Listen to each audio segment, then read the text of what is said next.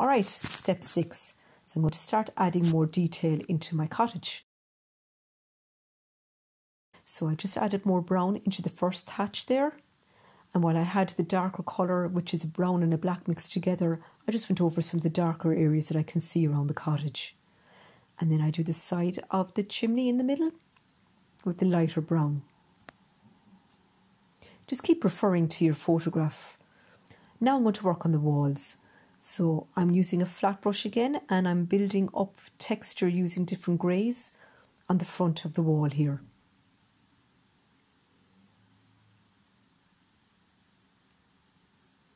And I go over the reveals as well in a slightly darker grey. And then the walls are quite mottled because they're old walls, so I make sure that they're not perfectly flat walls because we want to give it some character. Now the gable end is lighter, so I just get some white and I go over the grey that I've already mixed. That's on the canvas already.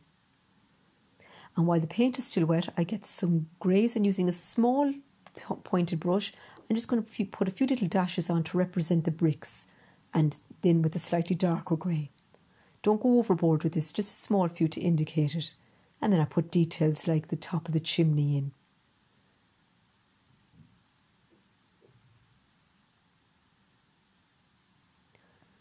And just take your time building up details. Now for that grouping of objects to the right, I just come back in and add more tones as I go. I'm not worried about picking out details, I'm just adding tones. Now, I'm going to work on lightening the roof a little bit, the first roof. So I mixed my browns with white. I'm just going to lighten the top of the roof. I'm using a small flat brush for this, the edge of it. And I'm going in the direction of the thatch.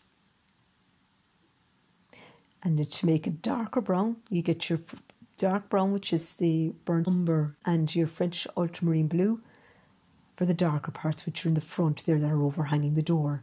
Again, I'm using the edge of my flat small brush for this.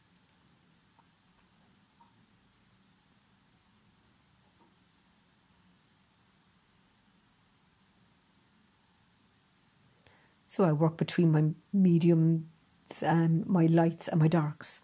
Now to move on to the middle thatch. So I have my yellow ochre, and I just happen to have some French ultramarine blue beside it, so I mix that in to make a kind of a greeny tone, because there's a slight green tone to it.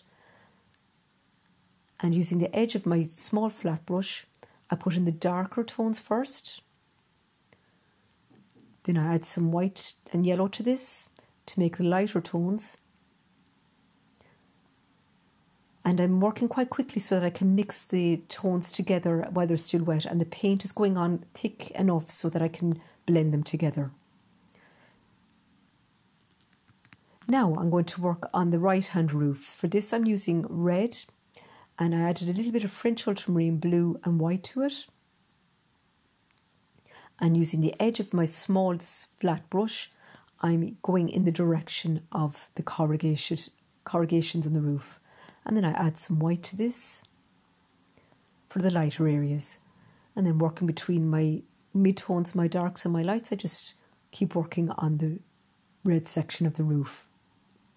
Here I'm using the flat edge of my brush to add the little line that's running along the top of the roof. And I just decided to darken up a little bit, so I'm using the flat edge in contact with the roof and the canvas, lightly running my brush across. And you can see that I'm not dipping my brush much in the water, I'm actually just wiping it with tissue in between colours. This is to keep my paint strong. Now back to the chimney, I noticed that the shape of it was a little off, so now I want to extend the side section of it, so I just go over this with some lighter brown, taking note of the shape of it as it sits on the roof.